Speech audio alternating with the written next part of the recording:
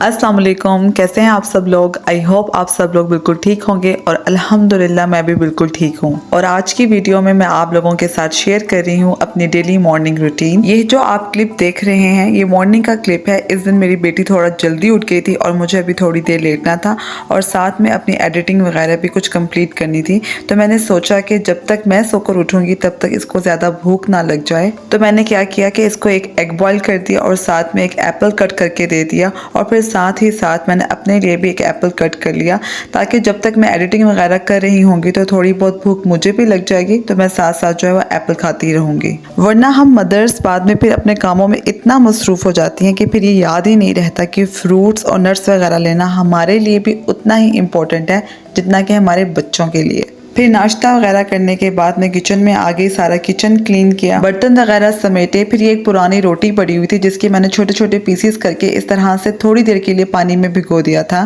ताकि जब तक मैं किचन क्लीन करूंगी उतनी देर में ये सॉफ्ट हो जाएंगी। तो फिर मैं इसको बाहर टेरेस में बर्ड्स वगैरह को डाल आऊंगी।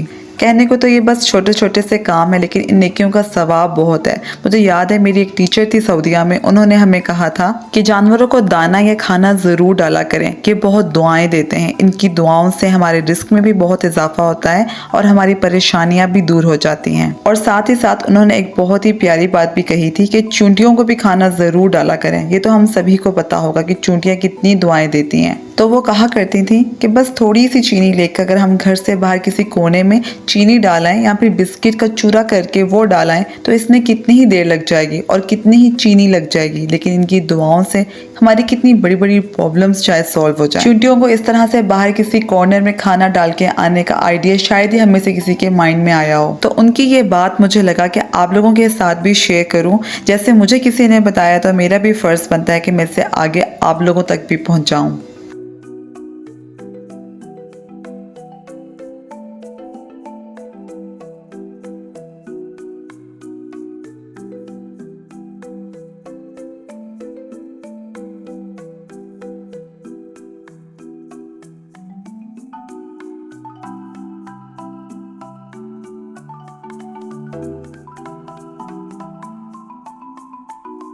किचन वगैरह क्लीन कर लेने के बाद मैं अपने रूम में आ गई तो मैंने सोचा कि मैं आप लोगों के साथ एक बहुत ही यूजफुल सा हैक शेयर करती हूँ जिसको यूज करके आप भी मेरी तरह अपनी कबर्ड में ज्यादा से ज्यादा अपने ड्रेसेस फोल्ड करके रख सकेंगे। और स्पेशली जो हमारा शिफॉन का दुपट्टा होता है और जब हम उसको फोल्ड करके कबर्ड में रखते हैं तो उस दुपट्टे के ऊपर जोन सा भी ड्रेस होता है जब हम उसको निकालते हैं तो पूरा का पूरा दुपट्टा खुल के नीचे गिर जाता है। तो आज मैं आपको बताऊंगी कि आप अपने शिफॉन के दुपट्टे वाले ड्रेसेस को या फिर नॉर्मली जिनके साथ लॉन का भी दुपट्टा हो उनको आप कैसे फोल्ड करके अपनी कबर्ड में रख सकते हैं कि ताकि जब भी आप अपनी कबर्ड से अपना ड्रेस निकालें जो भी आपने पहनना हो तो कोई भी दूसरा ड्रेस जो है वो स्लिप करके नीचे ना गिरे और आपकी कबर्ड जो है वो अनटाइडी या खराब ना हो जाए। आपने क्या करना है कि सबसे पहले इस तरह से अपनी शर्ट को आपने फोल्ड कर लेना है। इसको फोल्ड कर लेने के बाद आपने अपने ट्राउजर को फोल्ड करके इस शर्ट के ऊपर रखना है। मैं जरा अपनी शर्ट के काज के चारों कॉर्नर्स को इस तरह से मिला के फोल्ड करती हूँ। आप चाहें तो थोड़ा रफ सा भी फोल्ड कर सकते हैं। इस तरह से फोल्ड करके रखने में टाइम तो लगता है लेकिन कबर्ड की नीटनेस बहुत निकल कर आती है। ट्राउजर को भी फोल्ड करके रख लेने के बाद आपने दुपट्टा इस तरह से फोल्ड करते जाना है जिस तरह से आपको स्क्रीन पे नजर भी आ रहा होगा।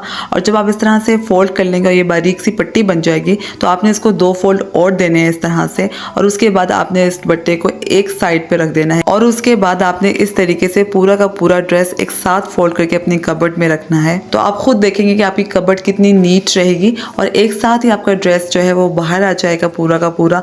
एक एक करके जो है आपको कभी ट्राउजर कभी दुपट्टा कभी शर्ट नहीं निकालनी पड़ेगी। उसकी वजह से भी जो है ना हमारी कबर्ड बहुत खराब होती है। ये देखें इस तरह से मैंने सारे के सारे अपने ड्रेसेस बाकी की भी फोल्ड कर लिए हैं जिनमें लॉन के दुपट्टे वाले ड्रेसेस भी हैं और शिफॉन के दुपट्टे वाले ड्रेसेस भी हैं, लेकिन सबको मैंने एक ही मेथड से जो है वो फोल्ड किया है। और इन सारे ड्रेसेस को फोल्ड कर लेने के बाद मैं ऊपर से जो है इसको अच्छी तरह से प्रेस कर रही हूँ। उसकी वजह से भी आपकी कबर्ड में बहुत सारा स्पेस जो है वो बन जाता है क्योंकि आपके जो ड्रेस हैं वो थोड़े प्रेस होकर जो है वो नीचे की तरफ दब जाते हैं और स्पेशियस जो है वो आपकी कबर्ड हो जाती है। और जब हम अपने ड्रेसेस को इस तरह से लंबा लंबा फोल्ड करके अपनी कबर्ड में रखते हैं तो ये चीज़ भी हमारी कबर्ड में बहुत स्पेस बनाती है। और ये देखें इतने सारे कपड़े और रख लेने के बाद भी मेरे इस सेक्शन में अभी और भी ज़्यादा स्पेस है कि मैं इसमें कुछ और कपड़े भी ऐड कर सकती हूँ। कामों से फ्री होने के बाद हमने सोचा कि लोडेड फ्राइज़ बनाते हैं। उसके लिए हमने क्या किया, पोटैटोस लिए और उनको फ्रेंच फ्राइज़ की शेप में कट कर लिया। जहाँ एक तरफ फ्राइज़ फ्राई हो रही थी तो दूसरी तरफ हमने सोचा कि वाइट सॉस बना लेते हैं। उसके लिए मैंने क्या किया कि मैदा लिया और उसको भूना। आपने मैदे को इतना भूनना है कि इसका कलर थोड़ा सा चेंज हो जाए और जैसे ही इसका कलर चेंज होगा आपने इसके अंदर दूध ऐड कर लेना है।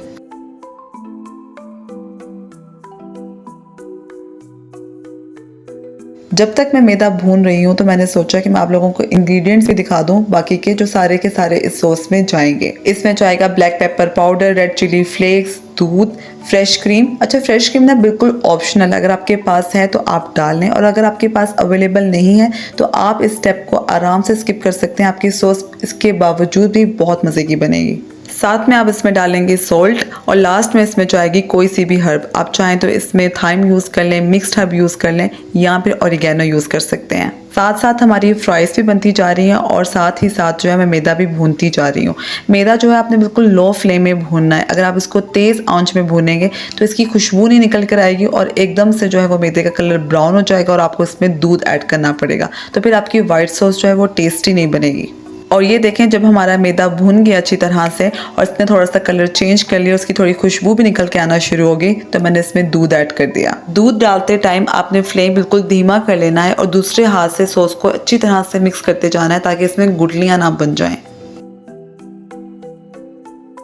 और ये देखें, जब दूध और मैदा आपस में अच्छी तरह से मिक्स हो गए तो मैंने इसमें ऐड कर दी फ्रेश क्रीम और साथ ही मैंने फ्लेम जो है बिल्कुल ऑफ कर दिया। आप यकीन माने ये सॉस इतनी टेस्टी बनी थी कि मेरा दिल चाह रहा था कि खाली फ्राइज़ के साथ ही इसको मैं ऐसा डिप यूज़ कर लूँ। इतनी टेस्टी लग रही थी फ्राइज़ के साथ एज़ इट इज़ खाने में भी। अगर आप चाहें तो कभी खाली फ्राइज़ के साथ भी इस सॉस को बना के ट्राई कीजिएगा, आपको भी मज़ा आ जाएगा।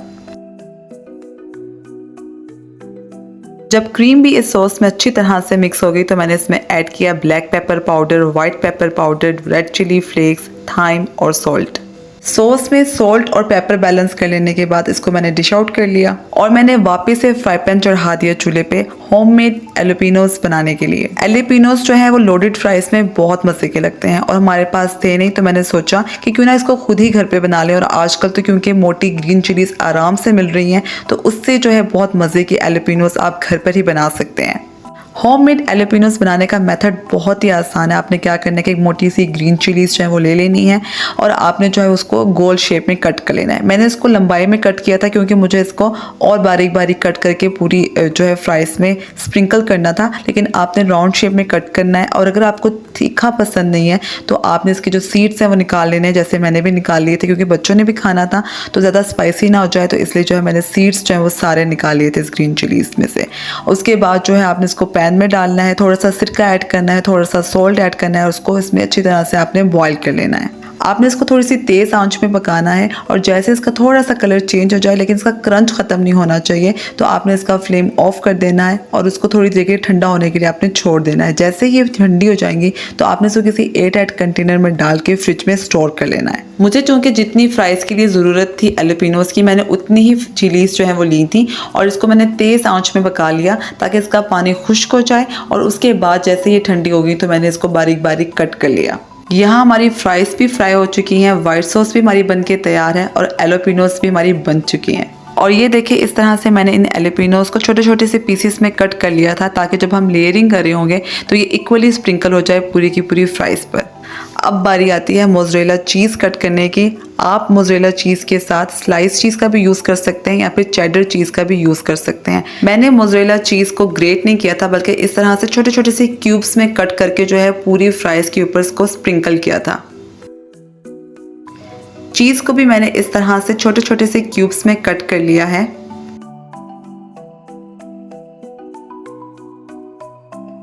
अब बारी आती है लेयरिंग की, जो कि सबसे मज़े का काम है। आपने क्या करना है कि हाफ फ्राइज़ को डिश में फैला लेना है। उसके बाद आपने इसमें ऐड करनी है वाइट सॉस।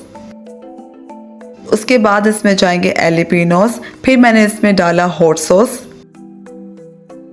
और लास्ट में मोज़रेला चीज़। और फिर यही स्टेप जो है आपने दोबारा से रिपीट करना है और इसको बेक करने के लिए आपने ओवन में रख देना है 180 डिग्री सेंटीग्रेड में, जब तक आपकी चीज़ मेल्ट ना हो जाए और जितना आपको कलर चाहिए उतना कलर ना इस पे आ जाए। और जब मैं वॉइस ओवर कर रही हूँ और इस रेसिपी को बनते हुए दोबारा से देख रही हूँ तो मेरे मुंह में फिर से पानी आ रहा है। इतने मज़े की बनी थी ये फ्राइज़। आप चाहें तो इसके अंदर चिकन को भी ऐड कर सकते हैं और इसके साथ ही साथ ऑलिव्स भी आप इसमें ऐड कर सकते हैं। अच्छा, अगर आप लोडेड फ्राइज़ घर पे बनाए ना तो आपको बहुत ही ज़्यादा रीज़नेबल पड़ती है। एक तो क्वांटिटी बहुत ज़्यादा मिल जाती है, उसके साथ ही साथ पैसों की भी बहुत बचत हो जाती है।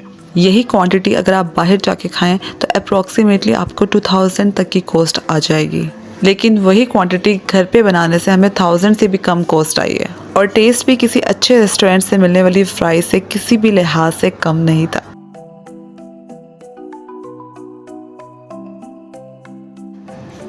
बस यही थी मेरी आज की वीडियो। आई होप आपको मेरी ये वीडियो पसंद आई होगी और अगर आपको मेरी ये वीडियो पसंद आई है तो मेरी वीडियो को लाइक और मेरे चैनल को सब्सक्राइब ज़रूर कर लीजिएगा और जाने से पहले बेल नोटिफिकेशन को भी हिट कर लीजिएगा ताकि मेरी हर नई आने वाली वीडियो का नोटिफिकेशन आपको टाइम नहीं मिल सके।